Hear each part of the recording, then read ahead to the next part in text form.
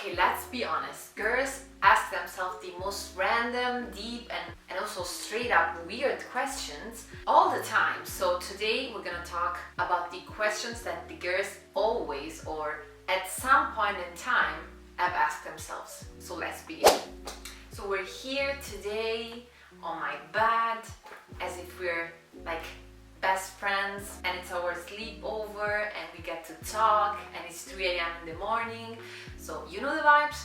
You know the vibes.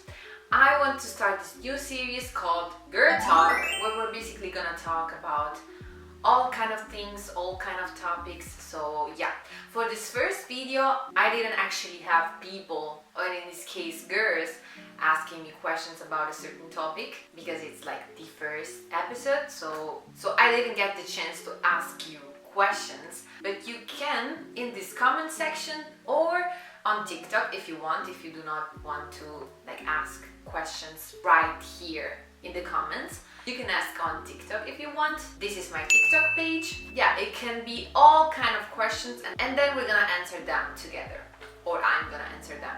But for this first episode, I asked ChatGPT the most common questions that girls ask themselves. They're divided in topics like, for example, love and relationships, friendships and social life. So the first question in the category love and relationships is, does he actually like me or am I overthinking? There's no girl on this earth that didn't ask herself this question.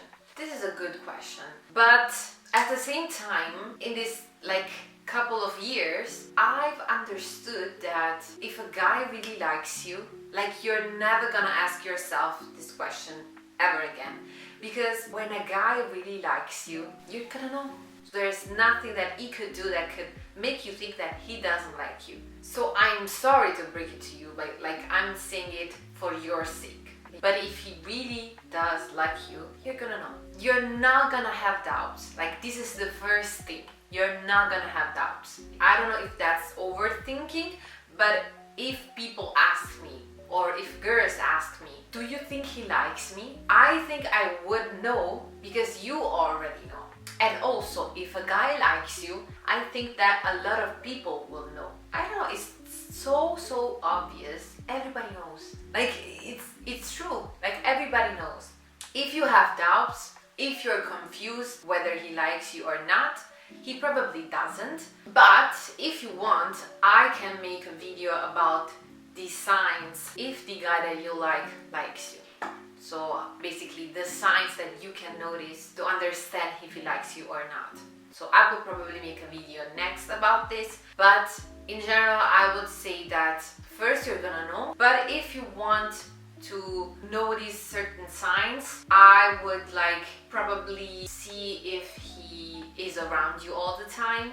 So I mean in the same places that you go or you are, but also I mean like he's very close. So basically if you're in a group setting, you're sitting on a couch like the entire group and he is basically always sitting next to you, or if you're standing anywhere and you always find him next to you, okay, this is strange. Like I don't know what it is about guys, but when they like a girl, they always try to be as close as possible. So they're always standing next to her or sitting next to her. Like guys' love language is basically physical touch, so they always try to, I don't know, like get as close as possible. Should I text him first or is that too desperate? I would say it depends. It depends on the situation. Because I would say yes, you could text him first because one, I don't know what is happening to guys nowadays, but they're p***s. So, but I would say text him first only if you're like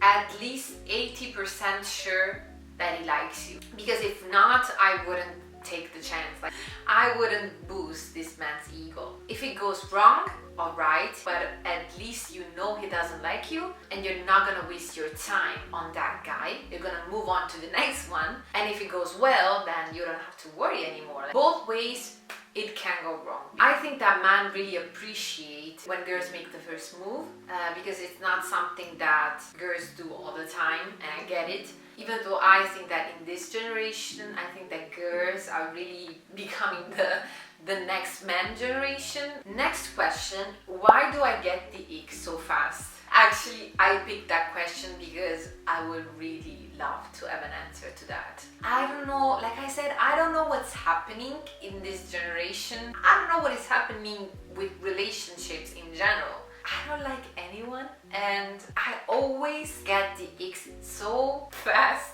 that it's really embarrassing for me. I can control it. I know that you girls can agree with me, because why? Like, how can you control an ick? You can't. If you get the ick, for me, it's done. Like, I can see you in other ways. Like, you're just an ick for me then. But if I could answer that question honestly, I would say that you get the ick because you don't like that person that much.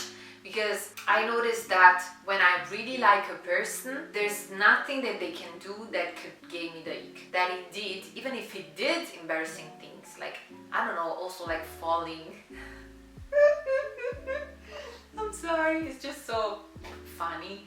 So girl, if you get the ick too fast, you don't like him enough. Number four. Can guys really be just friends with girls? That's a really good question, and that is actually a question that I ask myself all the time, and I'm not sure if I have the answer or not. But if I had to decide, I would go more on the side, like negative. I don't think that guys can be just friends with a girl, but there are of course a couple of exceptions. If they're both gay, or if one of them is gay, they're not attracted to each other. And then like the second option that is actually related to the first one is that if they're not attracted to each other, they can be friends. Or if one of them isn't attracted to the other one, you know? Because I feel even if one of the two people is or was attracted to the other one at some point in the relationship, it can work. There's always that attraction from one part, and if it's both, then I don't understand why you're still friends. Like, you should be a couple, you know? And that's the thing about guys. Actually, the difference between guys and girls is that guys are only friends with girls they are attracted to or were attracted to, and girls are only friends with guys they really, truly don't find attractive. That's a big difference if you think about it. If I really like a guy and I'm attracted to him, like, I would try to make him my boyfriend, not my best friend. I mean, it can be possible, but like I said, I feel that none of them should be attracted to the other. Now we step into the category friendships and social life. Number one is, am I a bad friend if I cancel plans? Big no. Guys, girls, anyone, if you don't feel like doing something, you don't have to do it. And you don't have to over-justify yourself, you don't have to explain yourself, just cancel plans. Because I think that no one should like force themselves to do something, to do anything actually. That doesn't make you a bad friend. Like, you have your reasons, and even if it's just you don't feel well doing something, then you shouldn't do it. Like, nobody has to force you. You don't have to do anything. Like, it's your choice. And if your friends think you're bad friends because you cancel plans, get new friends. At this point, get new friends. If you don't feel like doing something, you do not do that. Like, of course you say thank you for the invitation, but you could also say like, no, I'm not gonna come, but thank you for the invitation. Like, you don't have to justify yourself. Is it normal to feel left out even with my closest friends? We are entering the topic toxic friends, and I would say no, it's not normal. If you feel left out, I think you should leave. There's really nothing good about that, because it could be that you feel left out, so basically you do not have reasons. So it's not that your friend made you feel left out, but you feel left out. Or the second option is that they make you feel left out, so they behave differently with you, and so you basically feel left out. Both options suggest that you have to leave. if they treat you bad and make you feel left out, I don't know what you should say. Like, they're not your friends. It's that simple again. And if you feel left out, so they don't actually behave differently with you, but you feel like basically you do not belong there, I think you're right. So maybe you do not belong there. Maybe you are made for other things, you're made for better things. Maybe like you're starting to outgrow them. And I know that it's like a really, I don't know how to explain it, but I felt really unwell when I started to outgrow my friends. There are a lot of people that I really like outgrown. It's not a good feeling. It's not something that I would wish on anyone. And then suddenly, like, you can't even explain it, because I think the outgrowing, it's not something that has a reason, that has like really a feeling. Like, you start to think, I do not like you anymore, and I don't know why, because if they ask me why are we not friends anymore, I would say I don't know.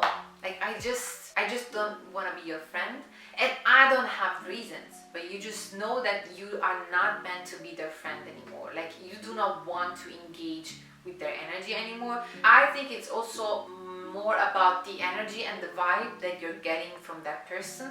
So you start to feel, you just don't feel well anymore with them. So when you hang out with them and then you go home, you feel so drained and or sad, nostalgic. Like, you always get negative energies from them, and that's why you do not want to be friends with them anymore. And I think that's a sign that you're really outgrowing them, that your energies, your vibes do not really align anymore. And I think that you're just going two different paths. I feel like I'm becoming a different person. I feel like I'm not the same person I was 1 month ago. So imagine 1 year ago. So the people that knew me 1 year ago, they're not gonna be aligned with the person that I am today. And that's why I feel like they shouldn't be in my life anymore. It's really important, because we should make space for the people that really align with us and with our future, with our paths. If you feel left out, you probably, I would say, take a step back, analyze the situation, like see if there's actually reasons as to why you're feeling that way.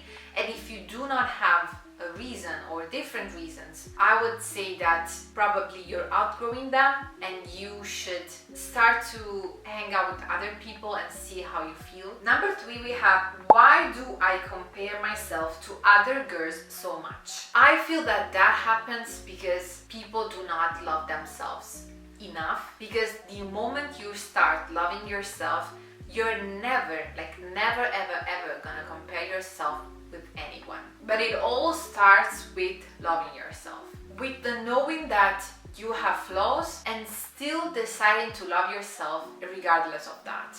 Because you know you're a good person, you know your values, you know your truth, basically. You know yourself, and that is enough to love yourself. So I think that the comparison always starts because we're not actually loving ourselves enough, and actually we probably do not know ourselves that much. That's why we're comparing ourselves. Because if we really started to getting to know each other like we do with other people, we want to know everything about another person when we get to know them. But we don't do that with ourselves, and I think that's something that is really wrong, because we should know everything about ourselves. Like, sometimes there are still things with me, for example, that I would say, like, I don't know myself enough to answer that question. But I hope I will get to a point where I know myself like 100%. Like, sometimes I behave a certain way and I already know, like, I already overanalyze myself as to why I behave that way. Like, everything that I do, I know why I behave that way. If you truly love yourself, you're never gonna compare yourself anymore. Like, so I would recommend you watch one of these videos, now I don't remember which one, where I was basically talking about confidence. Yeah, like the way to feel truly confident, and the key is basically loving yourself. So spoiler, but you can watch that video, because guys, really, guys, girls, anyone, if you truly love yourself, you're not gonna compare yourself with anyone, because you know your values, you know yourself, so you're not gonna worry about other people. Now we have, what if I never figure out what I want to do in life? And that question really spoke to me because I feel that I ask myself that question. Like I do, like not voluntarily, but sometimes there's a little thought, that little feeling. What if I never know? Like what if I spend my life searching for that thing? Because at this moment I feel that way too. I know what I want to do next, like in the near future. Like for example, I think that something that is really important now in our 20s is to know what to do with our future. So work or university, like especially work, I think. And I'm the same with that because I know what I want to study, but I don't really know if I want to do something with my studies or something completely different. Like I have a lot of plans, but I don't really have like a plan. You know what I mean? So it's like I have different thoughts, but I don't really know what I want to do with my life. Like I don't know where I want to work, what I want to work for, what I want to do. Like I know nothing. But I also feel that it will come with time. Like there's gonna be a time where, and I also feel that it's gonna be really, really random. It's gonna be a time that where I'm gonna think, wow, okay, I finally know. Like it's gonna be an idea, a feeling, a gut feeling that I finally understood and know what I want to do with my life. But at the same time, I also think that maybe that is our purpose in our life. Like there are people that always knew everything basically about themselves, about what they wanted to do in their life. But there are certain people that do not do that, and like they spend their whole life searching for the thing. And actually, if I'm really like completely honest, I'm okay with that. Like I'm okay with spending my entire life searching for my happiness. It's not really about finding it, but it's about the journey to get there. Because I feel that when we find our happiness, what do we do with our life? Like we're done, you know what I mean? Like we arrived. What do we do now? We're always searching for the happiness, for the purpose. I'm actually okay with that. Like maybe I'm not meant to do one thing for my entire life, but maybe I am meant to do different things. I'm meant to try different things, different universities, different jobs, different lives, different cities. I'm truly like starting to believe that maybe I'm meant to do that. Like I'm meant to try everything, not just one thing, because I always felt that I'm not meant for a traditional life. Like to me, starting a job, getting to know someone, getting married and having kids and have a house together and die, like that is actually my biggest nightmare. Like that would be a nightmare. And I know that a lot of people think the opposite. Like to them that is like the dream, but for me, I would rather die than live that life. I get it. Like I also get why people love the idea of that life, but I don't even like the idea. I don't like it at all. Like that is my biggest nightmare. I do not want a normal life. Like that is my goal. I think there's nothing wrong with not knowing what to do with your life and not figuring out what you want to do in life, because maybe that's the thing. Like maybe your life is about figuring out what really makes you happy. Maybe it's the journey that is your life. Am I wasting my youth worrying too much? Like I do not think that you're wasting your youth, but worrying could take some time away from your life. Like it's not really productive. Like you don't get anything with worrying. It just drains your energy. Worrying is just something that is actually so dumb, and we do that all the time. Like with everything that happens in our life, we're always worrying. Like worrying is the first thing that we do. Doing that in your youth, don't do that, because I think that I know that it's not that simple, but we should be more careless. You know, we shouldn't care so much about what happens in our youth, because we're just kids in a way. So we should always try, like no matter your age, we should always try to do what makes us happy, and that is what we should really worry about, being happy. And I know it's not that simple, but sometimes that's the problem. We always say that it's not that simple, but it could be if we want to. If we want to make things simple, we just have to think that way. If we think actually it's not supposed to be difficult, it can be easy, it can be simple, it can be as simple as that, and it will be. So it's really about our mindset and how we see things. It's normal, but I also understood that worrying just makes the whole process even more difficult, or just difficult than it has to be. Worrying just makes you feel bad twice. when it doesn't have to be. Like if we worry about something that will happen in the future, this doesn't get us anywhere. I don't know, like I'm worried for the exam. Why do you worry about the exam 2 months before or 2 weeks before? Or worry about the exam when you're having the exam, or just don't worry. But I know that that is too difficult for us. We don't have to worry all the time, like just when it's necessary, you know what I mean? For example, the exam, okay, we have done the exam, but now we found another thing to be worried about, and it's the waiting phase till we have the results of the exam. So we're gonna worry from the moment we had the exam till the moment we receive the results, and that is really like so unnecessary, because we can't control that. Like we can't do anything about it. We did our exam, so we had the exam, perfect. Now we don't have to worry anymore, because the results, that has nothing to do with us anymore. Like we did what we could, now we just have to wait without having to worry.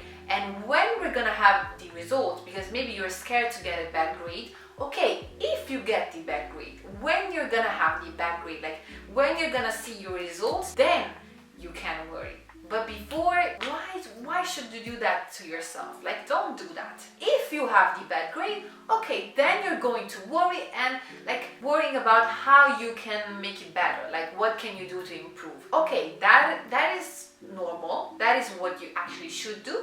But worry after that bad thing happens. 90% of the times we worry about things that could happen, but in reality they never happen. If they happen, then you can worry, of course, but still, you can still be hopeful that things will get better, because they always do. So that's it. That's all I have to say. So yeah, I don't know how much I talked in these videos, because my battery died also, so I waited a little bit of time, so I don't know when I started. And if you want another episode, because I would love to do different episodes of Girl Talk, so I hope you like this video. And like I said, if you have any other questions about any kind of topic, like anything that comes to mind, please write it in the comments, or if you want it to be more private, you can text me on TikTok. I hope this video helped, even if it's just one person, to not worry too much. And we're gonna see us in the next video. Bye! Good day, mama. Safe to take a step out. Get some air now. Cut your edge out. To some iceberg, you'll be heavy in my mind.